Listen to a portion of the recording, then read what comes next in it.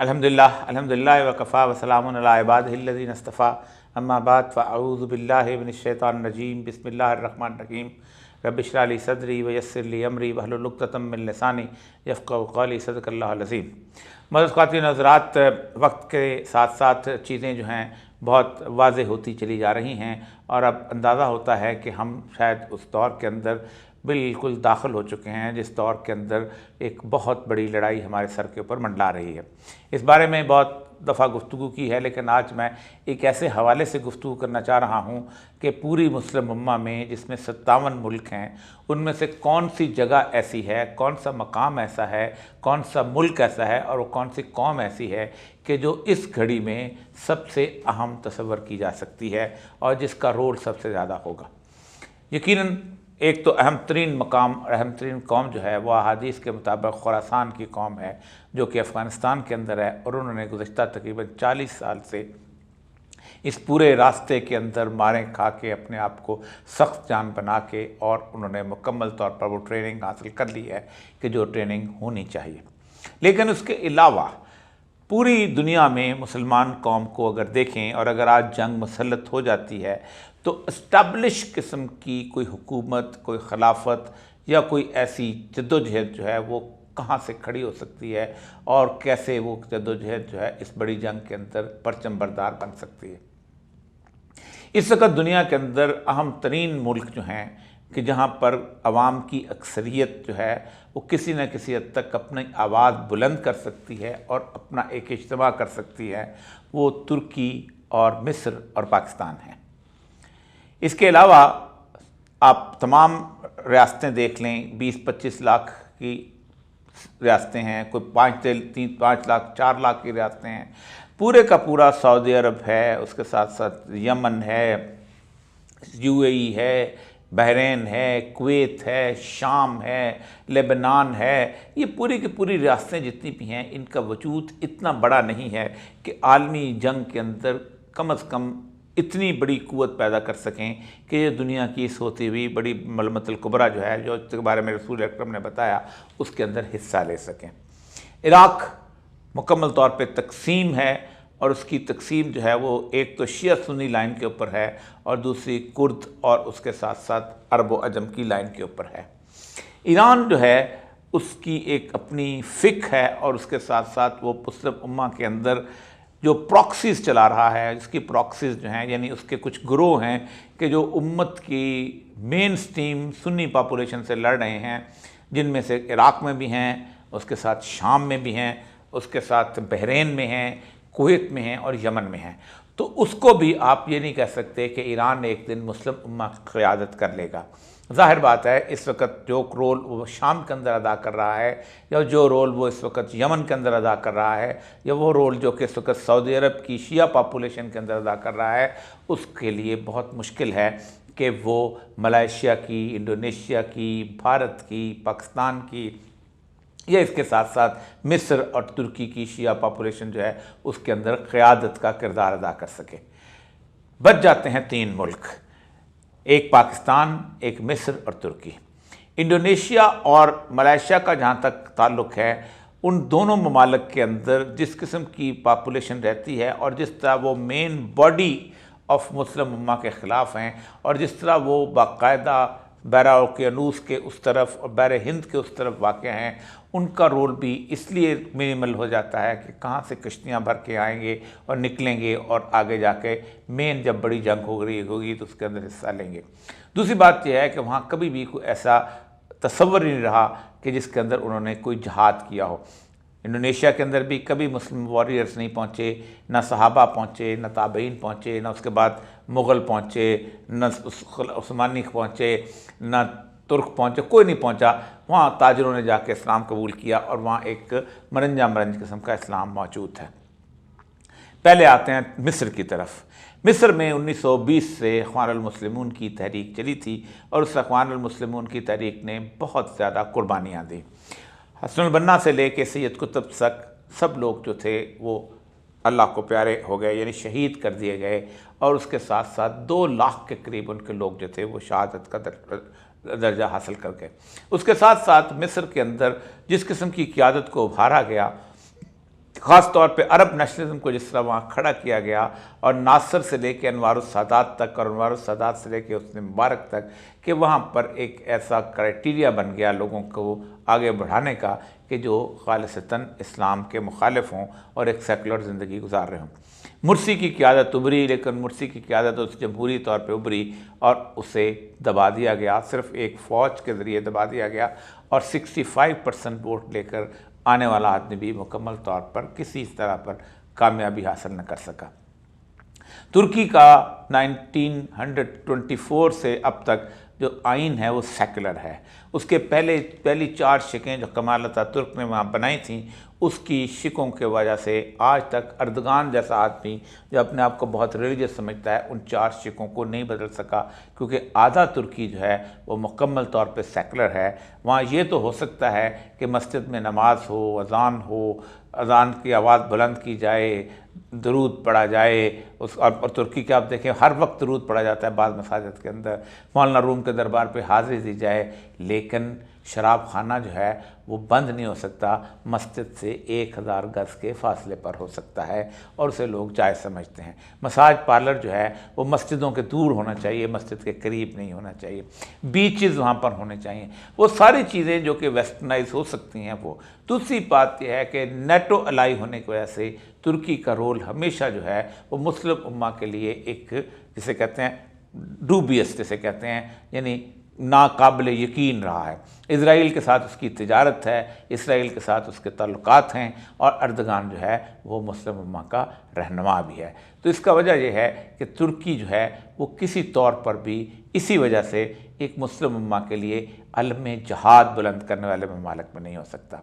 शाम के अंदर जुल्म हुआ, 60 लाख लोग महाजर बन गए, 10 लाख बच्चे यतीम हो गए, 6 लाख के करीब लोग जो थे उनको सरों से चादरें उतर गई औरतों के, यानी बेवा हो गई, 6 लाख लोग मर गए।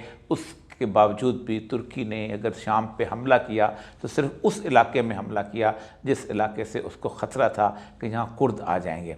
उसने कुबानी के इलाके में हमला किया, उसने इदलिब के इलाके में हमला किया, उसने हलब के ऊपर के जराबलस के इलाके में हमला किया, लेकिन किसी तौर पर भी उसने इस वजह से कि मैं शाम के मुसलमानों को निजात दूँ, उसकी तरह की बात नहीं की। ये अगरचे अलग बात है कि रोहिंग्या के मुसलमानों के लिए भी बातें करता है, फ्रीडम फ्लोटिला में भी लेके जाता है, लेकिन वो क़यादत जो है किसी तौर पर उभर नहीं सकती।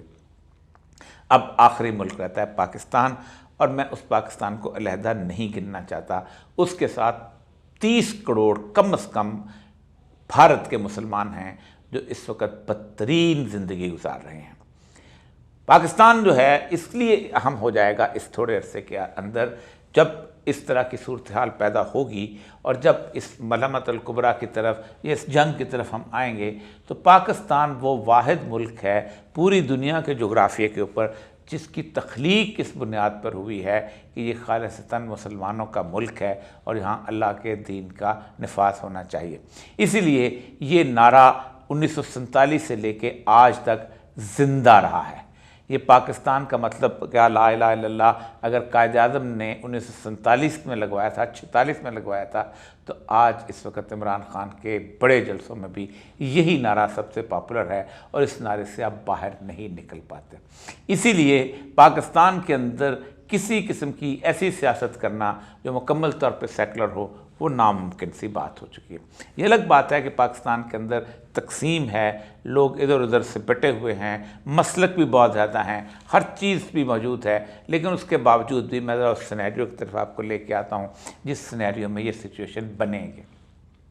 मैंने कल भी या 2 दिन पहले भी आपसे इस बात पर जिक्र किया था कि इस वक्त जो सिचुएशन हो रही है वो यूरोप का और अमेरिका का और सब लोगों का प्लान ये है कि जो पूरा ख़ित्ता है ये फ्लूइड कर दिया जाए, यानी एक ऐसा ख़ित्ता कि जिस खित्ते के अंदर हर वक्त जंग हो रही हो, एक ऐसा ख़ित्ता जिसके अंदर तबाही हो, एक ऐसा ख़ित्ता जिसके अंदर लोग लड़ रहे हों और जिस खित्ते के अंदर अमन ना हो। उसकी एक वजह है, उसकी वजह यह है कि अगर इस खित्ते में अमन होगा, सुकून होगा, तो ये ख़ित्ता माशी तौर पर तरक्की करके वो किसी न किसी तौर पर बहुत बड़ी इकॉनमीज़ को ज़ेर कर सकता है, शैडो कर सकता है। उसमें से अहम तरीन मिसाल चीन की है, जिसको कभी भी ज़िंदगी में जंग का सामना नहीं करना पड़ा।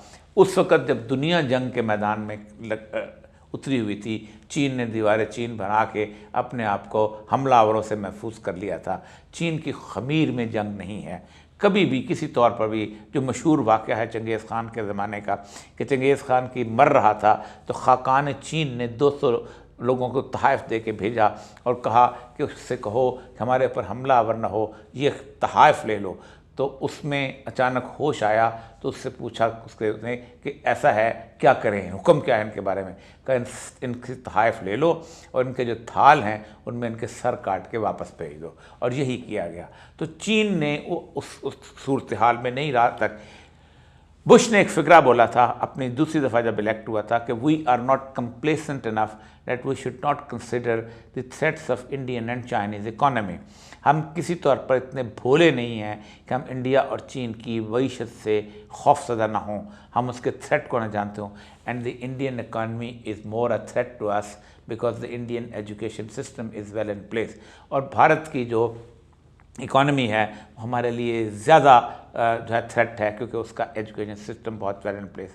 तो ये जब फ्लूइड बनने के लिए पहला काम ये होगा कि पाकिस्तान को अफ़गानिस्तान की अंदर टेररिस्ट ग्रुप से लड़ाया जाएगा एक। फिर उसके बाद ये टेररिस्ट ग्रुप फ्लूइड बन के अलकायदा का सेंटर बन चुका है आसाम, वो कश्मीर तक पहुंचेगा। और फिर पाकिस्तान से इस सारी तरह जो चीज़ें होंगी, ये जो बॉर्डर हमारा वेस्टर्न बॉर्डर ख़राब होगा, ये वेस्टर्न बॉर्डर पोरस होगा, तो फिर एक मूवमेंट बन जाएगी जिहादी लोगों की यहाँ से वहाँ तक आने जाने के लिए। और उस वक़्त 30 करोड़ मुसलमान जो कि भारत के अंदर बैठे हुए हैं, जिनको सिर्फ 3% ब्राह्मण रूल कर रहा है, वो उस वक़्त खड़े होंगे। इसीलिए हदीस मुबारक में जो है वो यही है कि वो हिंद के बादशाहों को जकड़ के लाएंगे। 40% दलित इंतज़ार कर रहे हैं कि कोई एक मसीहा इस वक्त उठे कि जो कि उनको निजात दिलाए।